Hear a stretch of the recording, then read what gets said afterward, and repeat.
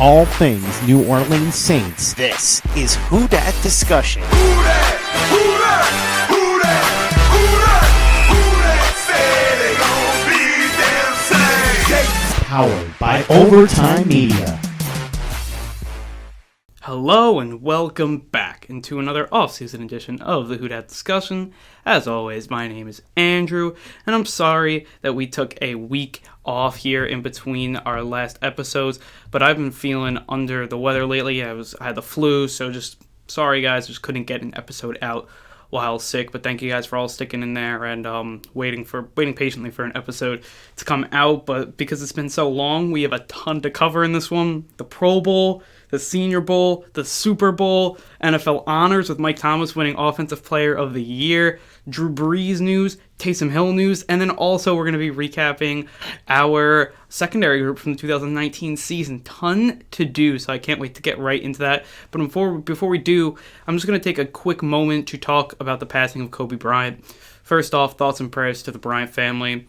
Such a tough loss, and I wasn't a big Kobe fan, but I know a lot of people that were. My best friend was, or one of my best friends was, my brother was a Kobe fan, and the impact is just so big. Even the impact on me, and I wasn't even a fan of them, and I was like, just such an icon, larger-than-life figure, getting taken away just like that.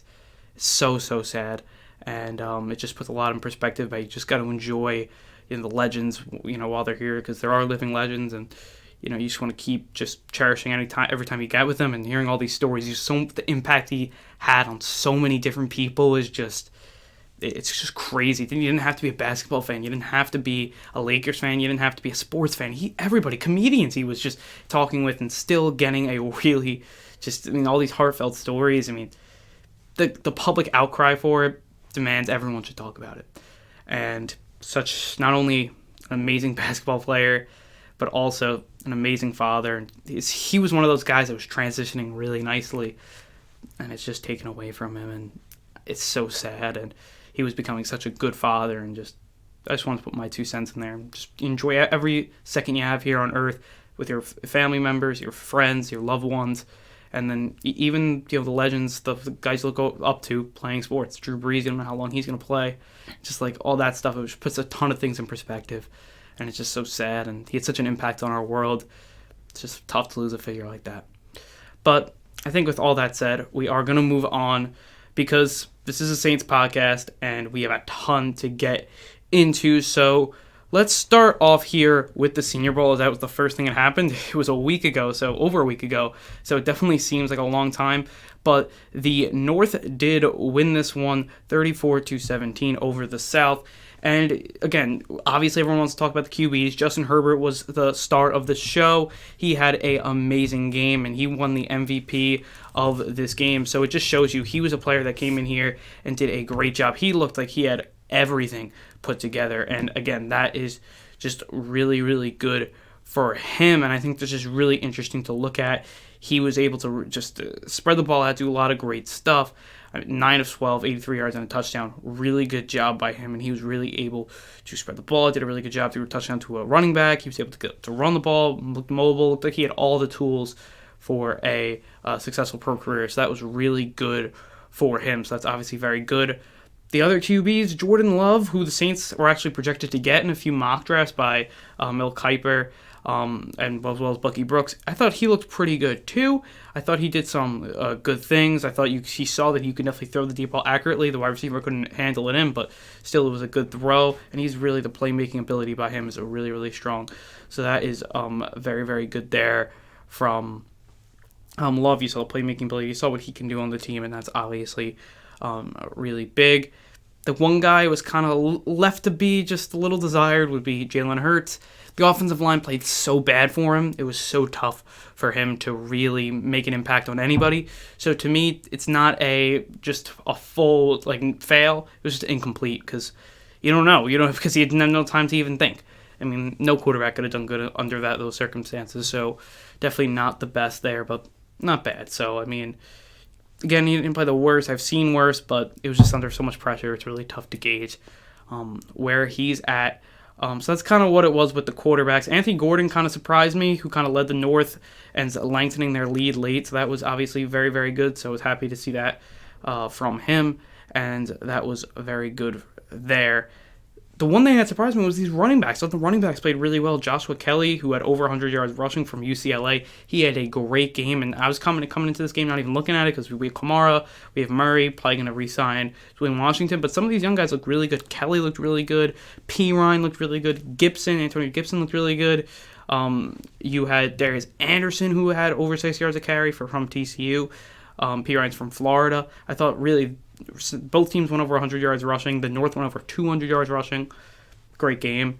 And really showed out from those running backs. The receivers kind of a little left to be desired there. Not really the best play from a lot of these guys. They played great in practice. Like Van Jefferson played great. He had a really nice week of practice. Juwan Jennings actually had a good week of practice and good game there. So that was good to see.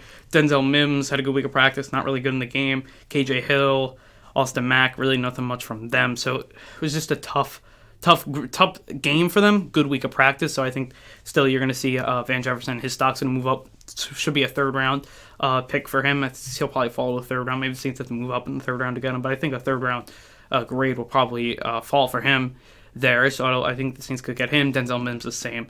So we'll see what happens. I mean, a lot of the top receivers were juniors this year and didn't play in the Senior Bowl. So if the Saints were going to go first round wide receiver, I think that's really the guys that didn't really play today. But third round, I think I would love to see them pick a offensive lineman and then Jefferson here, along with getting a free agent wide receiver. I thought that would be a really good thing there. But you saw really good things throughout the week. Not the best in the game. And the one thing I want to get to before we flip over to the defense, talk about the defensive line. Offensive line played really bad. It was what it was. I mean, you had the South only play with 6 offensive line by the end of the game. All offensive linemen by the end of the game. Just they looked bad. I mean, I wouldn't draft any of these guys. That's how bad they looked, and just something you really didn't want to see. So, not really happy about that. But again, it's tough to grade these guys off for one game. But it really, those one-on-one matches really judged physicality and moves, and all the defensive linemen had all the physical attributes in this one. So, definitely not a good thing when looking at this offensive line. Defensive line, you had some guys play really well. So that was obviously really good. You had Bradley Anae and Josh Uche, really the two main guys. Anae from Utah, Uche from Michigan, so they play really good. Alton Robinson from Syracuse had a great game. These guys all had over 1.5 sacks. Really good game by these guys. The athleticism showed. And those are the guys the Saints I would like to see the Saints get. Bradley Anae, maybe a third-round pick. Josh Uche, probably a little higher. Alton Robinson, probably around maybe even lower. So I thought that was really good from those guys. And then the secondary, Christian Fulton from LSU had some really nice plays. And the real show out here was Troy Pride. He had a pick. He had some really nice DBUs. Really good job by Pride there from the secondary. So that was really good there. Definitely to look at that. And I think that will wrap up our talk about the Senior Bowl. A lot of great prospects that we'll get into more as the draft season keeps going. But that was kind of just the first start. I mean, your really main show out guys was Herbert, Anthony Gordon, Joshua Kelly, Michael Ryan, Juwan Jennings, Van Jefferson for the week. Ben Bredesen from the offensive line did play well. I didn't talk about him, but he did play well, so give it off to him for that. Bradley Anae, Josh Uche, and then Christian Fulton and Troy Pride on the back end. So those are my players that really succeeded, and I think their stock moved up during this week at the Senior Bowl. Moving over to the Pro Bowl real quickly. AFC won this one 38-33. Some Saints players did show out. Drew Brees in only 2 series, 97 yards and a touchdown. That was to Mike Thomas. Thomas had 5 catches, 92 yards and a touchdown. Jared Cook, 3 catches, 84. It was good to see our boys one last time. Again, it's just kind of like a shell of itself, that game. But it was just fun to see him. It just stunk because it was just like the Kobe news hit right as the kickoff was happening, and everything was just kind of clouded by that, so that was sad. But it is what it is. And overall, good to see some Saints players before the offseason, and good job from the AFC for getting the win and getting the extra little bag with $70,000 on the line. So that was a good job by them. But now we are going to get into talk about Drew Brees and Taysom Hill, because that was a really interesting kind of reports that came out over the last few days here. You had a report by Jake Glazer saying Taysom Hill is the heir apparent. Whenever Drew Brees retires, Taysom Hill is going to be the starter. Then it seems like, and then another report came out, the Saints' plan is for Brees to start in 2020, Hill in 2021, and Bridgewater's kind of left out of it. Really interesting, and I'm happy about this. And I said you should draft a QB, but this is kind of like an alternative to drafting a QB. I didn't want Bridgewater to replace Brees because we kind of know what Bridgewater is. He's a worse version of Breeze. And it's going to be tough to win. We'll probably win, it kind of reminds me of like an Alex Smith. You'll win 11 games with him, you'll make the playoffs, make the divisional round, but you'll never win that big game. You'll never win the big game. And I think that's what Teddy Bridgewater would have been for the Saints. So I'm happy that Teddy, not like I'm happy, but I'm fine with Teddy not being the quarterback. Taysom, it could be either very good or very bad. And Sean Payton obviously thinks it's very good.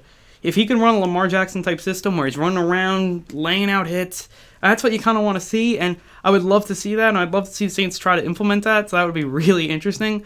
But we'll see if they could or if they can't. It's going to be interesting to see. But again, I think that is just... that whole offense would be fun to watch. A read option offense with Alvin Kamara and Taysom Hill. And you probably wouldn't pay Hill that much. And you would have a low-cost quarterback able to pay everybody else. It's definitely could work. It's a lot like the Ravens. So if that would work, that would look really good on paper. And we'll see what the Saints can do with it. I think it's possible. I'm actually intrigued by it. I love Taysom Hill. And just the way Hill was speaking, like he wants Breeze to come back. He's not in a hurry to get the job. Saying all the right things. He has the right attitude. Really great things by Taysom Hill. And the one thing with Drew Brees is that he's going to take a few weeks and he'll make his decision by like mid-February. And I think that's going to be interesting, too, to see if he comes back. I think he's going to come back, because if he doesn't, I think the Saints are not going to go straight into Hill. I think they would sign Teddy and then give it to Hill after. But I would like to see Breeze in there. Give Breeze one last shot to win. Elongate that window of opportunity one more year. Try to go after it. And if you can't, re-sign all your guys, bring Taysom in, and change everything. That's what you do. And it's not bad. And I would love to see that. Really interesting. I would really love to see that.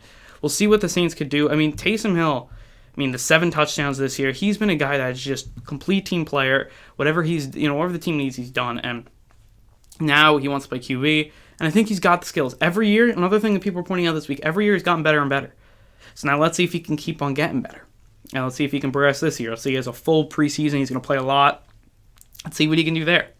Then we'll see really where he is. And I think it's going to be very interesting to see. I think very interesting. And I think he's going to come out and look really good. And I think he has the right mindset to really work. And he's working like Drew Brees said. He takes Drew Brees' drills and he does the same ones. It was so cool, his mindset. So good. And I love that. So I hope he keeps that up and does all that fun stuff, because that would be really good if he keeps on that work ethic, keeps on improving, keeps on getting better. And then eventually he will be at that starter level. And I know he's 30, but you could get a good 5-6 years from Taysom Hill, and that's a Super Bowl window. It's 2 Super Bowl windows. Very interesting. So I really hope, it's an option. Would it be my first option? I'd like to just draft one, try to get your Patrick Mahomes, try to get your next QB. But if you feel like Taysom Hill's that, something new and something special, and he's that sauce that in 5 years could win you a championship, 8 years could win you a championship, you go get it. So again, if you want to take on that Lamar offense, I think it would only work for like 5 years. But if you can win a Super Bowl in that 5 years, I don't care. So we'll see what happens with that. But that was a really interesting thing. That they're not going to really go to Teddy. They're going in the Taysom direction, which is very interesting. And then Drew Brees, we'll see if he comes back or he doesn't. I think he's going to come back. I'll stick to that. Seems like everyone around him says he's going to come back. Alvin Kamara said he was at the Pro Bowl. Seems like he's going to come back. That's what Alvin was saying. Sean Payton was like, I think he's going to come back. So we'll see what happens. But again, he's definitely seriously contemplating retirement, but in my opinion, I think he'll come back. So that's just what I think there. And now we are going to get into our talk about Michael Thomas. Can't guard Mike winning Offensive Player of the Year after this just amazing year of 149 catches, over 1,700 yards, of 1,725 yards, 9 touchdowns. What a season from Mike. Game after game, consistent. I'm just going to go through these stats every week. 10 catches, 123 yards. 10 catches, 89 yards. 5 catches, 54, a touchdown. 9 catches, 95. 11 catches, 182, 2 touchdowns. 8 catches, 89 yards. 9 catches, 131 yards. 11 catches, 112. 13 catches, 115. 8, 114, 10, 101, 648. That was probably his worst. But then he goes out for 11, 134, 12, 128, 12, 136. And then in the last game of the season, he goes 4 for 37. Crazy. In the playoff game, he went 7 catches, 70 yards. That's consistent. It's crazy. He only had one game. He had no games where he had less than 5 catches. Only one game where he only had 5 catches. That's insane. What he was able to do against the best corners this year, get open, doesn't matter who's QB, caught from 3 different quarterbacks. He was getting open, double team, single team, best cornerback, zone. Can't guard Mike. You just can't. And I think that's a big reason why Drew Brees is going to come back. That repertoire there, Brees is going to be like, we can do this with him. Our repertoire, adding another player. And if you get this guy help, it's going to make him even better. Just insane. The games that he had, and, San Francisco, I know they lost the Super Bowl, and, they had a tough loss. Congratulations to the Chiefs and Patrick Mahomes. They fully deserve it. But the best offensive performance by a team playing the 49ers was the Saints. And Michael Thomas, 11 catches, 134 yards and touchdown. He was just so good. And and he's going to get better. That's the thing. His attitude, he's going to get better. The route running is impeccable. The speed's really good. The playmaking ability is really good. He's got the clutch gene. He's got everything. And he deserved to get paid. And it doesn't matter to me and the Saints have that guy. And you don't really need that guy to win a Super Bowl, but it's nice to have, especially when now you're transitioning from Brees to another QB. It's just nice to have a good rock out wide receiver, and you could build around him, build around your Taysom Hill or whatever it is. So that's, to me, just so big, and congrats to Mike. And, as he said, the marathon continues, only the beginning. So hopefully get him a Super Bowl next year, get Brees a Super Bowl next year, and get Super Bowls for the future. And I think this team can do it. So that's obviously really big there. So I'm just going to talk quickly about the Super Bowl, because I said I'd get into that, and then we'll get into our cornerbacks, or cornerback and secondary recap there for the season. So Chiefs did win the Super Bowl. Congrats to them. And I think this is just the legacy of Pat Mahomes is continuing. That's really what I want to talk about in comparison to the Saints. Saints could have had him. And, that's the thing. I do think that the NFL is kind of changing guards. And that's why you're like, I don't know if Brees can win one. I think the league is kind of just passing those types of QBs along. At this point, you have all of them starting to move on. And maybe you get one with Brees. You would like to see one last Super Bowl for the curtain call of these generations. You have a Brees, Brady to end it. That would be really cool. But it's just, I think this Super Bowl and this year, it kind of just flagged on the new talent. And maybe that's Taysom Hill for the Saints. Maybe he's going to be a new All-Star Pro Bowl MVP in this league. We'll have to see. And people are like, oh, you're crazy. He'll never be that. You never know. Honestly, if the Saints and Sean Payton have faith in him, I think he could be a quarterback in this league. And that actually changed my mind. And what I've heard this week, I was watching a lot of film while I was sick. I think he can do it. It's possible. And he's such a playmaker, and he's got all the intangibles for that. So, very interesting there. But I think that's the thing. I think this game was, look, Mahomes didn't play the best. Still came up big. I just didn't like, I don't like the 49ers. I don't like the way they really play. It's just not my style. I don't really like the zone when they spread you all out. It's very frustrating to watch for me, especially because the Saints always play them, and just I feel like it was good for a new face to win it, and not the 49ers, as I feel like they've won a ton obviously over the years. So good change of blood. Just going to talk about that game real quick. So that was good there. Really changed in the guard. It was very interesting. In the 100th year, it seems like in the 100th year the NFL is really just switching over to the next 100. So I thought that was pretty interesting and a cool little underlying of the game. Good for Andy Reid getting his first championship. All that great stuff. But now we are going to talk about the Saints secondary.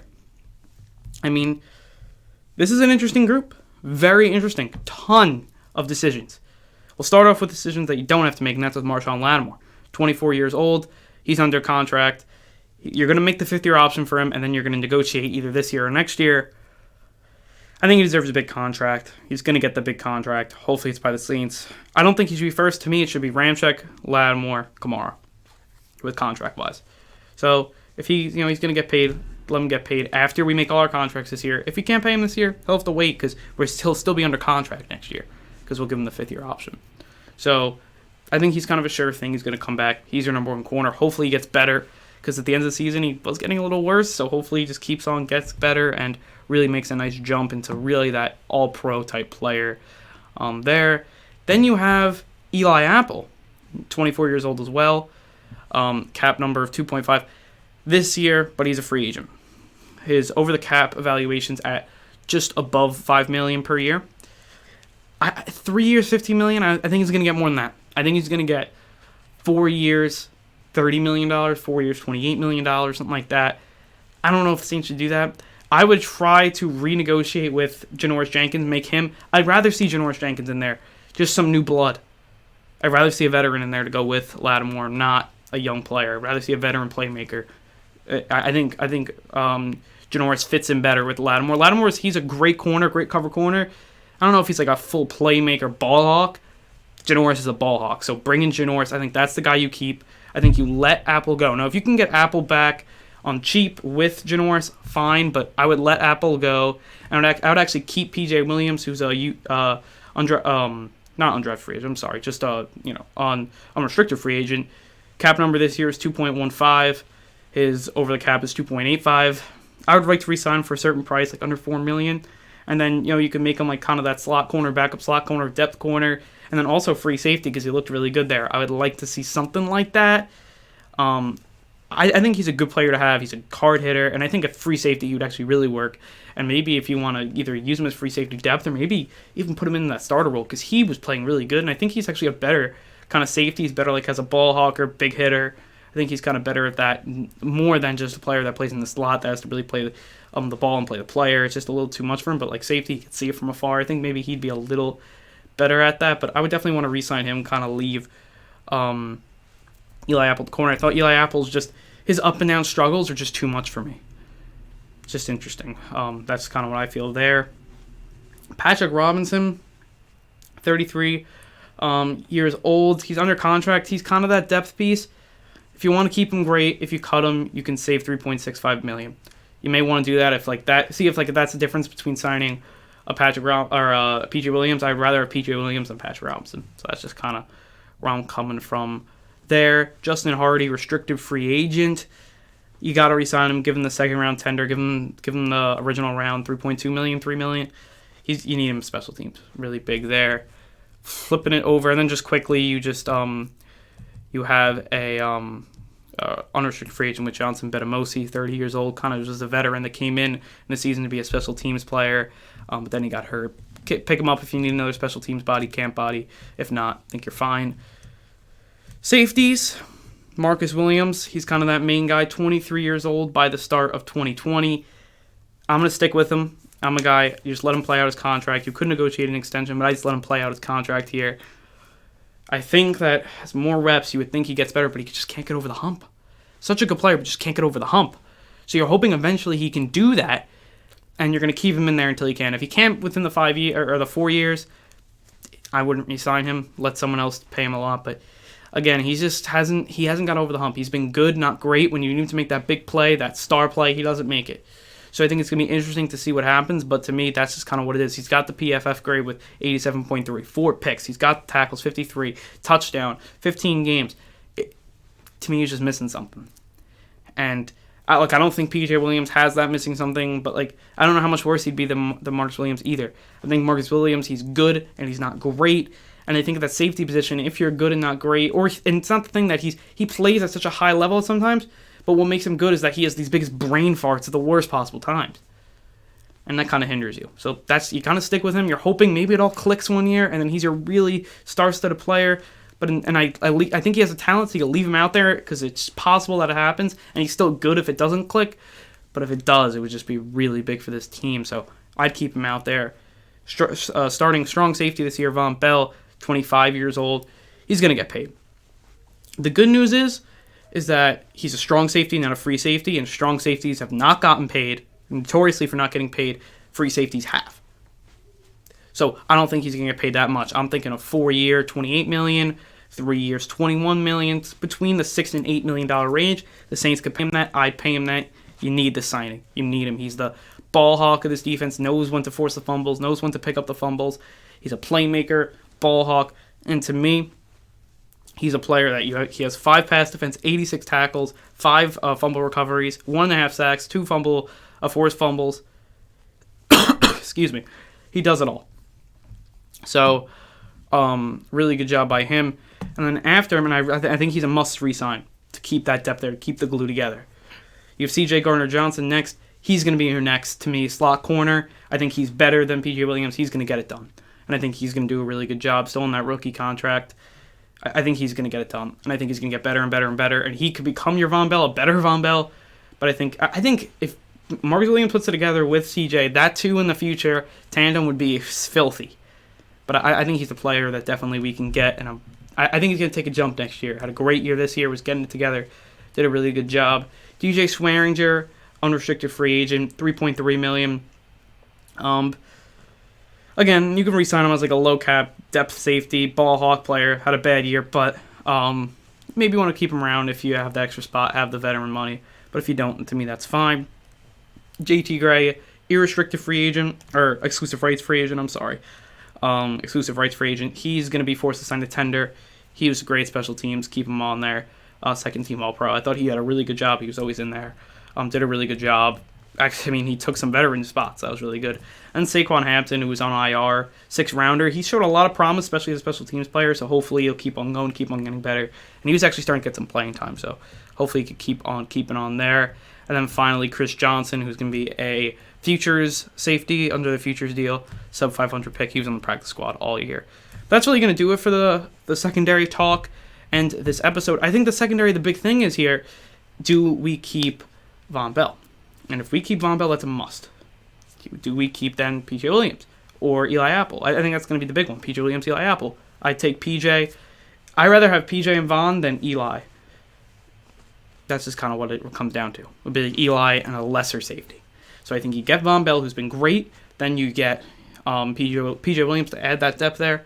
And I think you'll be fine. And I think they'll be okay there. So that's definitely something to look at. But I think that's the way you go. Maybe you add someone outside just to help the depth and everything. Maybe you get a new slot corner instead of PJ, and you don't want to rely on Chauncey. But I think they should. I think he's ready for that spot. I think, to me, you move your free agent money for the defense. They're probably one big free agent for the offense, one free agent for the defense. I'd think about going after a corner. I'd either go after a second corner, but I think Janoris can be that guy. But if you don't think Janoris, then you get a corner. And then, to me, you get a defensive end. That could be like an Alex Okafor type. And I think you're fine. And you're going to have to re-sign AJ Klein, see what you got to do there. To me, you need 4 linebackers, not 3. I said that before. So you kind of have 3 right now. You want to add a 4th. Maybe it's AJ Klein. Maybe it's someone else. We'll see. Maybe the AJ Klein will go back to the Panthers, though, because Luke Kuechly retired, and he was supposed to be he was like Luke Kuechly's like study guy, especially in the beginning of his career. He was his understudy. So maybe he's going to come back to start after him. That would be interesting. But we'll have to see. I think they should re-sign Klein and maybe get rid of Kiko and get another guy. We'll see what they want to do. We'll talk about that when we get into the free agent talk. So that's going to be next week's talk. It's going to be free agents, and then also we're going to just get right into the free agents. Start with go position by position there. We'll probably talk about a few positions on our next episode, and then we'll talk about just keep going position by position until we're done there. We're going to get a whole document together with all the free agents from each position, and then do that there. But I think with all that said, I think it's time to wrap up this podcast. If you like what we're doing here at the Who Dat Discussion, you should follow us on Twitter at the Who Dat Dis, on Instagram at Who Dat Discussion, and then also wherever you listen to your podcast. That means iTunes, Google Play, Spotify, all that fun stuff there. Also on YouTube, drop that subscription, hit that like button. All that would be really big as well, guys. There's also one thing I do want to say. If you guys, the XFL is starting. That'd be really cool. Another spring football league. That's going to be cool. If you guys want me to start like a little segment on it, either in this podcast or I'll make like a new channel, definitely comment if you want to see a XFL, something with the XFL. I'll be following the New York Guardians. I'm a New Yorker. Follow the Guardians there. And we'll see how they do in their first game against the Vipers. But if you want to do like a 10-minute, just like I'll give you guys just some little analysis on the games, my picks for the upcoming games, like 10 minutes, 2 episodes a week, maybe, just quick. And I think that would be something I would definitely do that. I really want to do that, but I want to see if there's interest there. So comment down below if you do that. I'll put up something on Twitter as well. I'll probably do like a different channel. But if you want to do it in this one, I'll do like 5-minute XFL Blitz. We'll do Monday, like what happened on the weekend before, what we think is going to happen. Then we'll do like one on the next one. We'll just have like a little corner about it. That'd be cool too. But I'll give you guys those options on Twitter. If you guys follow us at the Who Dat Discussion, you guys can leave your comments there. And also, if you're listening on YouTube, do that as well. Just leave a comment down below if you want the XFL, and then how would you want that new channel or on this podcast. But definitely look at that for sure. So I think it's time to wrap up this podcast. So with all that said, I want to say thank you and Who Dat.